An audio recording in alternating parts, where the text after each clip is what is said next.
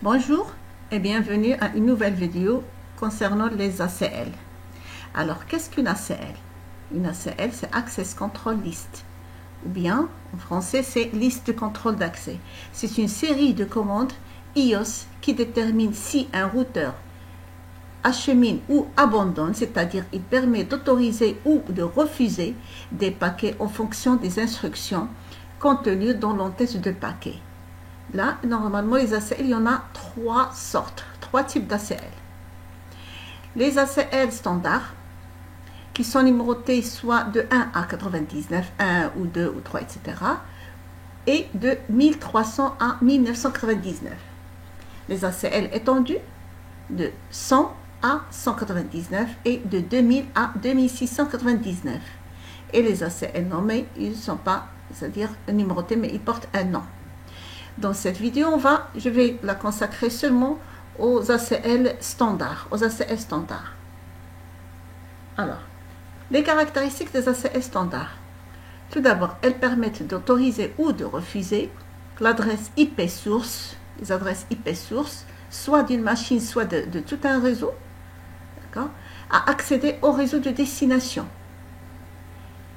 Normalement, sur l'interface c'est-à-dire il faudra les appliquer sur les interfaces des routeurs qui sont juste à côté de la destination, c'est-à-dire que ces ACL, elles s'appliquent le plus proche de la destination, soit en entrée, soit en sortie. Voici donc la syntaxe des ACL standards. Donc, on écrit dans le mode de configuration globale, bien sûr, on écrit Access List, le numéro de l'ACL, soit 1, soit 2, etc., jusqu'à 99, ou bien, comme j'ai dit tout à l'heure, de 1300 à 1999 sont des ACL standards. Puis, Permit ou Deny, c'est-à-dire soit autorisé, soit refusé, c'est-à-dire l'une des instructions, soit autorisé ou refusé. Et là, l'adresse IP source et le masque générique. Et j'ai déjà expliqué le masque générique plusieurs fois. Puis, il faudra donc, puisque là, on va autoriser par exemple une adresse, on doit refuser tous les autres, c'est-à-dire access list, numéro, deny, any. Ou bien, si on refuse ici, on doit permettre les autres. Ça dépend c'est-à-dire de la question donnée ou posée. Après, on va aller à l'interface, on va entrer dans l'interface interface, le nom et le numéro de l'interface. Puis on va l'appliquer soit en entrée ou en sortie, c'est-à-dire en écrivant la commande suivante, IP access group, numéro de la CL, c'est là, et puis en out ou en in. Donc voici maintenant, il y a des instructions à connaître comme any, c'est quoi any? Par exemple ici any, c'est-à-dire tout le monde, c'est-à-dire n'importe quelle adresse de 0000 à 255 partout. C'est-à-dire toutes les adresses possibles. Host, si par exemple je voudrais remplacer l'adresse d'une machine et son masque générique par c'est-à-dire le nom host, c'est une abréviation du masque générique. Voici un exemple. Par exemple, pour la machine qui a une adresse 172.16.1.10, on peut écrire soit host 172.16.1.10 ou bien 172.16.1.10 et son masque générique qui est 0 partout.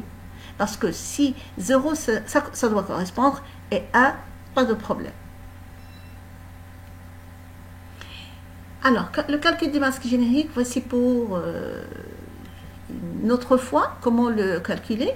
Soit l'adresse IP 172.16.1.0, c'est avec un préfixe de 24, c'est-à-dire le masque du réseau de cette adresse, c'est 255.255.255.0. Pour calculer son masque générique, on procède comme suit. Donc, c'est-à-dire le 255 partout, moins le masque, c'est-à-dire le masque de ce réseau, de cette adresse, et voilà, le résultat c'est 0.0.0.255. Donc voici l'exemple de la topologie que je vais utiliser, c'est la même que j'ai utilisée déjà dans la configuration du protocole IGRP, et normalement ça ping. C'est-à-dire tous les PC ici, tous les LAN, ils communiquent sans problème. Voici donc la première question, le premier exercice qu'on va poser, créer une ACL standard qui permet la connectivité du PC1 voilà, vers le LAN 3, c'est-à-dire ce réseau-là, vers le réseau 192.168.168.1.0, 24 vers celui-là, il va, c'est-à-dire autoriser ce PC à communiquer avec tout ce réseau, et bien sûr, et de refuser tout autre trafic de ce même réseau ici, c'est-à-dire par exemple celui-là, il ne peut pas communiquer avec celui-là. Et autoriser tous les autres, c'est-à-dire que laisser les autres communiquer. Donc voilà, je vais passer directement à la pratique de cette question. Voilà. Voici donc mon schéma. Je vais tester tout d'abord la connectivité pour savoir que tout ping, tout communique, pas de problème. Voilà, entre les dans le même sous-réseau. Voilà. Dans le même sous-réseau. Voilà. De toute façon, cet exercice a été déjà configuré avec le protocole IGRP et ça marche très bien. Maintenant, je vais pinguer d'un réseau, d'un LAN vers un autre. Voilà. La même chose. Voilà, ça marche. Voilà. Je reprends. Je supprime celle-là. Et je reprends. Voilà. Ça demande un petit peu de temps et c'est tout. Et voilà. Ça marche. Bien. Donc, vous voyez que celui-là, il communique avec tout ce réseau, avec celle-là, avec celle-là. Pas de problème. Voilà. Voilà, ça marche. Celui-là aussi, avec ces deux. L'un des deux, de toute façon, c'est la même chose. Voilà, donc ça marche. Maintenant, on va essayer d'appliquer la CL standard que j'ai déjà mentionné ici, qui permet la connectivité de PC1, c'est-à-dire permettre PC1 à communiquer avec le LAN. Refuser les autres, c'est-à-dire tous les autres PC ici, de communiquer avec celui-là, mais laisser les autres, c'est-à-dire autoriser, laisser tous les autres PC ou les autres LAN plutôt communiquer avec c'est-à-dire ce réseau. Voilà. Donc on va passer maintenant à la configuration des ACL. Mais bien sûr, donc comme j'ai dit tout à l'heure, que les ACL standards s'appliquent le plus proche de la destination parce qu'on n'indique pas l'adresse de destination dans l'ACL. Donc je vais aller ici, c'est-à-dire dans R3, et là, bien sûr, Enable, configure terminal. Et maintenant, je vais commencer à écrire la commande qui va permettre d'autoriser le PC1 à accéder au réseau LAN 3. Bien. Donc, la première des choses par laquelle on commence, c'est Access List. Access-list. Le numéro de l'ACL, 1 par exemple. On commence de 1 jusqu'à 99. 1. Et puis, autoriser ses permis. Alors, soit on utilise le host, soit on utilise l'adresse du PC avec le masque générique qui est 0.0.0.0.0. Donc, je vais utiliser par exemple le host. Host 172.16.1.10. Voilà. Donc, voilà. Et bien sûr, puisque j'ai utilisé le host, c'est pas la peine d'utiliser le masque générique. Ou bien j'utilise seulement cette adresse avec le masque générique qui est 0.0.0.0 parce que c'est une seule machine, ça doit correspondre. Voilà. Maintenant, je valide. Alors, ça, c'est la première des choses. Deuxièmement, il faudra refuser tous les autres PC de ce même réseau à accéder à celui-là. Donc, tout d'abord, il faudra refuser. Donc, je vais mettre une autre access list de même numéro, access list, list. Toujours le même numéro. Refuser, c'est deny. Et le réseau, bien sûr, ici, toutes les autres machines, c'est-à-dire tout le réseau, c'est 172.16.1.0. Et le masque générique, c'est 0.0.0.255. Pourquoi j'ai autorisé et puis j'ai refusé? parce que si j'ai refusé au départ toutes les machines, cette machine, même si je mets cette ligne derrière celle-là, en deuxième lieu, il va pas permettre c'est-à-dire au PC de communiquer avec eux. Donc il faudra bien sûr autoriser les 1 ou 2 ou par exemple une partie du réseau et puis refuser tout, c'est-à-dire tout d'abord autoriser puis refuser. Bon, ça marche. Maintenant, je valide et après maintenant autoriser tous les autres, c'est-à-dire access list liste 1 permit. Maintenant autoriser tous les autres, c'est any, c'est pour les autres, c'est-à-dire pour, par exemple, toutes les machines des autres sur le réseau à communiquer avec celui-là. D'accord? Permit any, voilà. Maintenant, il faudra aller à l'interface. Quelle interface? Bien sûr, ici, nous avons le routeur. Donc, le réseau, c'est-à-dire le LAN 3 ou bien le réseau 192.168.1.0 est connecté directement par G00. Donc, on va bien sûr appliquer cette ACL au niveau de l'interface G00. Donc, on va aller en interface G0/0. Et maintenant, bien sûr, il faudra écrire IP access group, IP access group group. Et il faudra bien sûr le numéro de la CL. Ici, nous avons déjà utilisé le 1. Et soit en in ou out. Est-ce que c'est en in? Est-ce qu'il va entrer? Non, c'est en sortie. C'est-à-dire cette ACL qui a 3 lignes, elle doit être c'est-à-dire appliquée en sortie vers ce réseau. Et pas en entrée, mais en sortie vers ce réseau. Donc, out. Voilà. Donc, terminé pour cette ACL qui est très simple. Donc, maintenant, je vais essayer de tester. Est-ce que c'est toujours ça pique? Normalement, nous avons autorisé le PC1 à communiquer avec ce réseau. Les autres du même réseau, ils ne sont pas autorisés. Mais par contre, tous les autres, ils peuvent, c'est-à-dire communiquer avec cela. Bon, je commence à tester. Ça marche.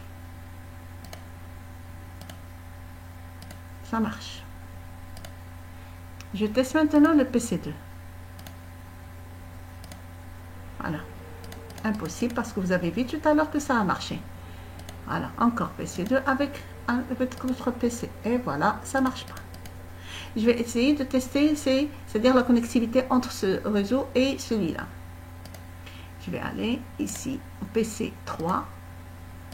Voilà, ça marche. PC4. Ça marche. PC3 avec celui-là. Ça marche. Voilà donc une première ACL qui est facile à utiliser, c'est-à-dire autoriser le PC1 à communiquer avec le LAN 3, refuser tous les autres du même réseau à communiquer avec le LAN 3 et par contre autoriser tous les autres, n'importe à communiquer avec le LAN 3. Voici donc le premier exemple. On va passer au deuxième exercice, ou plutôt au deuxième exemple. Voilà. Créer une ACL standard qui permet au réseau 192.168.1.0, c'est celui-là, c'est-à-dire le LAN 3, de communiquer avec le réseau 172.168.2.0, celui-là, voilà, d'accord, et de bloquer tout autre trafic. Donc celui-là, il va communiquer avec celui-là, mais refuser tous les autres. La première des choses, je vais passer à un autre schéma, une autre topologie, parce que celle-là, il a déjà des contraintes. La première, elle a déjà des contraintes, donc je ne peux pas l'utiliser. Je vais utiliser une autre. Voici l'autre. C'est la même, mais avec... je vais encore utiliser. Donc, il n'y a pas d'ACL sur celle-là. Donc, je vais tester quand même.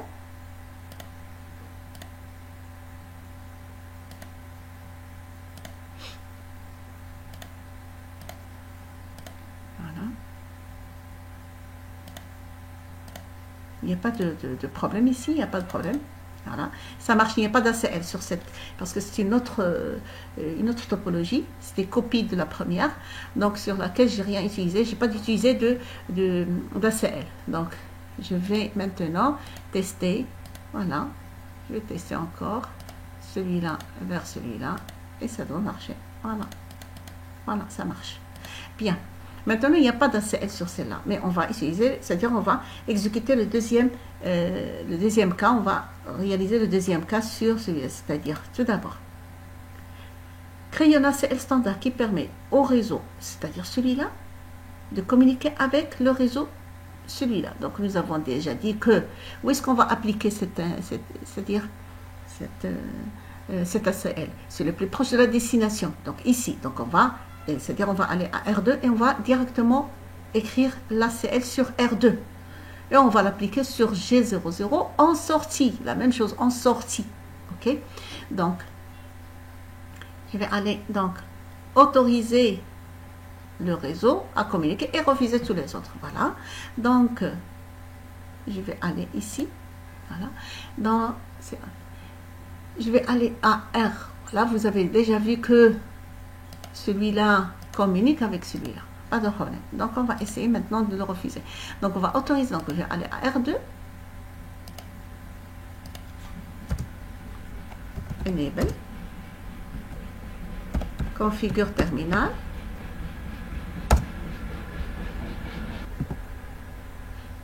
Configure terminal. Et maintenant, on va continuer sur la configuration.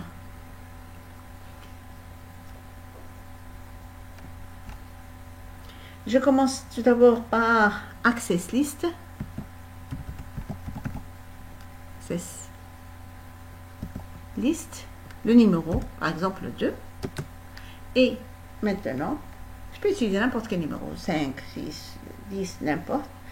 Et nous avons dit permettre, autoriser. Permit. Le réseau, quel réseau? C'est celui-là. C'est celui-là. Donc l'adresse 192.68.1.0. Son masque par défaut c'est 255.255.255.0. Si on fait la différence avec les 255 partout, on obtient 0. Le masque générique c'est 0.0.0.255. Voici donc la première ligne à écrire. Puis après, il faudra aller à... Il faudra encore refuser tous les autres. Access List 2, toujours la même instruction, même numéro de l'ACL, d'accord? Et Deny Any. Any, c'est quoi? C'est refuser tout autre trafic vers ce sous-réseau. Deny Any. Voilà. Et maintenant, il faudra aller à l'interface G00 du même routeur, bien sûr, du même routeur. Et ici, c'est G00. Interface G0/0 et l'appliquer en sortie. Donc, IP Access Group, numéro et en out. Voilà. On va tester maintenant et on va voir est-ce que ça marche. Donc, celui-là, nous avons autorisé celui-là à communiquer avec ce réseau. Donc, on va tester. Voilà. Ça marche. Non. Voilà. C'est là. Ça marche. Alors, on va essayer avec ce réseau. Ça marche pas. Encore, une autre fois.